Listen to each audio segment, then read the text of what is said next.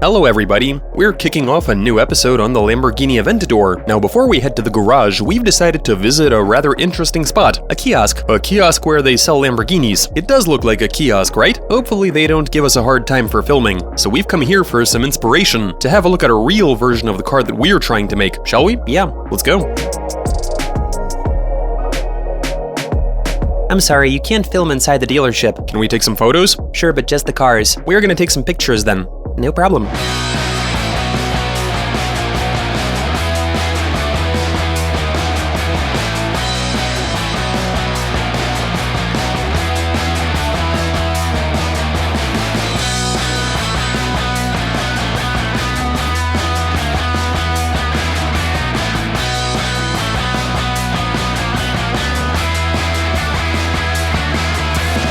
So we just went in to look at some Lambos. Right away, I'd like to discuss pricing. So when we asked the sales representative, here's what they said. A decent car goes for $330,000 plus. I'm like, what about the base price? North of $280,000, while a loaded example is $400,000. Can you even imagine how expensive these cars are? What we can tell you for sure is that Lamborghinis look awesome. They just look so good. The dealership itself is quite cozy, So if you're in the market for one of these, check out these guys. it's very serene in there, not too many people around, The place is empty. nobody's standing in line. Okay, time to head back to the garage to assemble our Lambo. Back to our dealership, let's go. And with that, we are back and ready to resume the build. And we were able to source another suspension, I mean a front suspension. We picked up the entire assembly at a junkyard for $100. Before that, we were being quoted some ridiculous prices, like $40 for a single hub, $80 for the subframe. yeah, and we were piecing it all together, but here, they even threw the struts in on the house. They gave us a lot of stuff for free. $100. And we were haggling when we got there. So now we have two front suspension sets. We will be using both sets for the build. Two front subframes. We'll be installing everything today. Test fitting the steering rack, Test fitting the Lambo front end, the dashboard, steering wheel, and the seats, just to get a general understanding,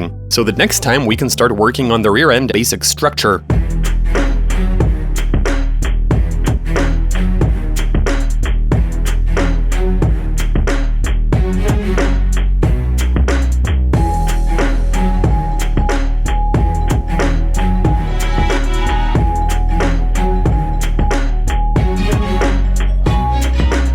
Here's where we get back to what Yegor had been waiting for the entire week while he was on sick leave. We continue chopping the body. He is not keen on using a grinder. Yeah, from here on out, I'm using a hammer. The rocker panels are rotten to the core. Oh man, it is. What a hunk of shite. We should not have bought it. You know what, people? I can't escape the thought that it was a mistake going this cheap with the donor car. $500. We might end up integrating a completely different donor in here. For under $1,300, the only car you're getting with no rust is a Lada. Any pre-2000 import is gonna be a rust bucket. We're going to have to register this thing as a self-made vehicle. That's 100 times more expensive and complicated. That said, it is doable. You'll need a certificate from the psych ward, I suppose.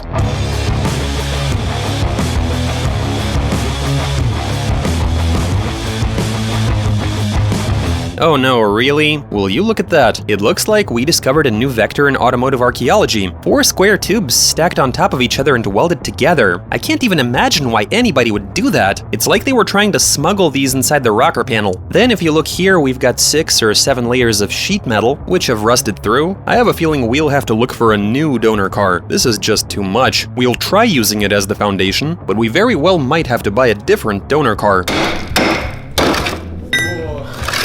This piece weighs quite a bit, actually. Why did they even put that in there? So you chopped it right here, meaning there's still more in there? No, I actually didn't. Look, there's nothing in there. Dear viewers, if the person who made this is among you somewhere, please reach out to us. How did you even cook this up, seriously? Someone was basically like, here, hide this somewhere. Let me think, where should I put this? Contraband square tubing. I'll stuff it into the rocker panel. Seriously, we thought that this was sturdy at least, but it is rooted. Now imagine if you bought this car. What's wrong? I tore it. Your leg or just your pants? My pants. Oh, I was worried your stitches came apart.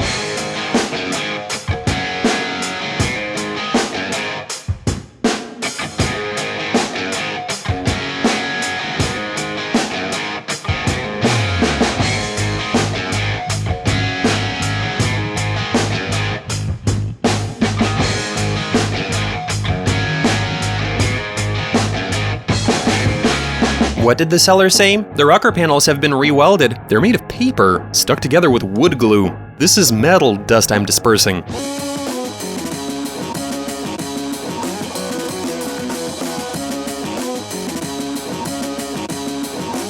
So the right way to install a suspension, not like that.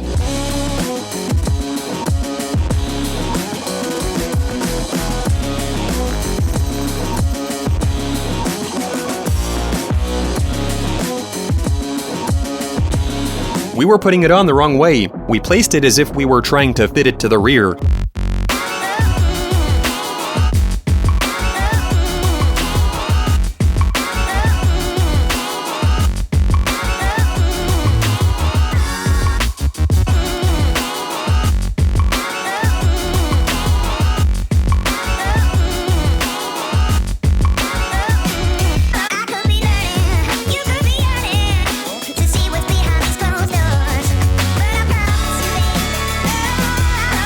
This does not look like a Lamborghini, more like some kind of tractor from where I'm standing. So we had a look at how it's done on the original car, and this definitely looks like an SUV. Let's test fit the front end. I am really curious to see. This is what you get when you try building a front engine replica. So Yegor and I looked through a bunch of finished cars from different builders, yeah? And we decided that we won't be going their route. The thing is that if you preserve the classic sort of McPherson struts up front, the car is gonna be just way too high, no matter how you lower it. So the strut itself in a Lambo is placed horizontally as opposed to vertically, and that's what we're looking to do. So these are 15-inch wheels. On a set of 19s, it is going to be even higher. So Yegor, after that last accident, it's not really due to that accident, it's just that we're cutting the springs, given the car is too tall, while it's mounted on the shock absorber, so we're not taking anything apart. So we really need this shroud, given the spring is going to be wrenching the grinder, and the disc very well might fall apart.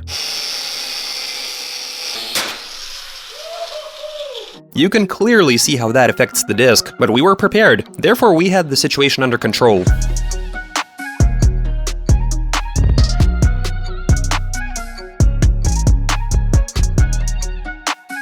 Oh my lord, what is it with him? He's completely out of control. Come on, dude, I was playing it safe. Yeah, we put that shroud on. Who else could I have reached out to in order to build a Lambo? Only to a guy who is completely unhinged. I'm out of here.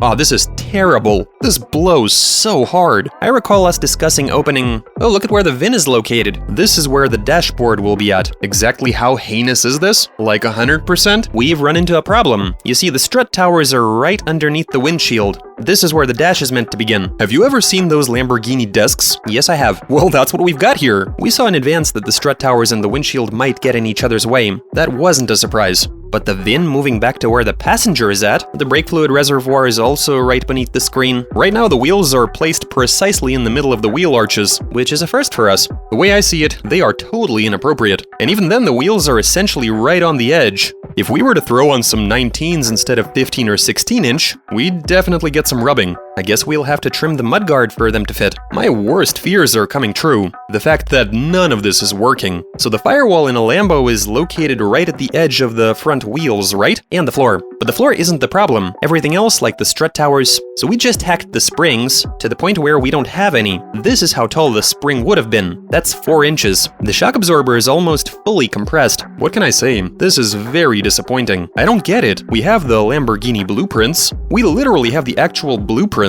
with the grid and everything, each cell accounting for 4 inches. We should easily be able to work out where everything is located. Yeah. But as a matter of fact, we are way off. So it appears that when building a Lamborghini, there's no point in even getting a donor car. You'd be much better off getting the individual parts. All you need from here is the VIN plate, a small piece just to register the car. Everything is just way off. The suspension, the door jambs, it is a complete mess. What do you suggest we do with all of this, now that we've worked this out? I mean, we're taking delivery of some seamless pipe tomorrow, plus we need to replace these terrible wheels with the ones we'll actually be using. These are not even the appropriate width. The way I see it, here's the only option we really have. We need to find some way to move the wheels back even further. The closer we move them, the better. If we keep doing that, it's gonna affect the caster, and that's not gonna do any favors for the handling. Didn't we want to stop cutting and begin assembly? They're actually going to deliver the seamless pipe tomorrow. We'd have been connecting the front and rear subframes, this and that, attaching the roof, but in reality none of this makes any sense. The Nissan shell is very tall. If you measure from the floor to the bottom of the windshield, it doesn't match the Lamborghini body even close. I'm starting to suspect that we shouldn't have bought such a big donor car. We saw that the Lambo wheelbase was 106.3 inches, which was the same as on this, and we were like, yeah, we should get a Nissan Maximum. It's the perfect fit. But as a matter of fact, it turned out to be way too tall. We should have gotten something small, like maybe an MR2. The problem is that the track is too narrow. Its rocker panel is here when it has to be here.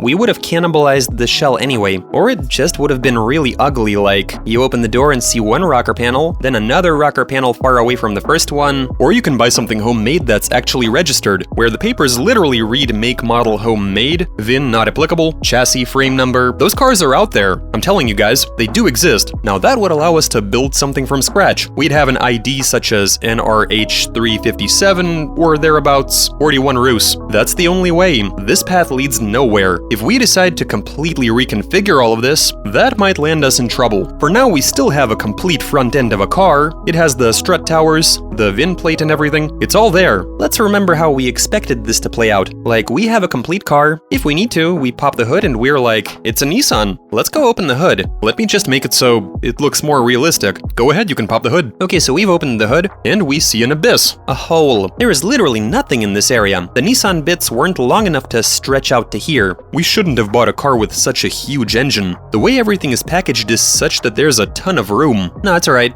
The footwell is ground zero, essentially. The firewall would have been in the same place anyway. The footwell is ground zero. We just have to trim our legs. So Lamborghinis are radically different compared to other cars. On a normal car, this is where the windscreen begins. I mean to say, on a normal Lamborghini, this is where the bottom is located. In the case of our donor, it starts at the firewall, while on a Lambo, it starts way beyond the firewall. Are there any cars where the VIN plate is in the back? An American car would be good in this case, with the VIN placed right underneath the glass. On these metal bits, it's nowhere to be found.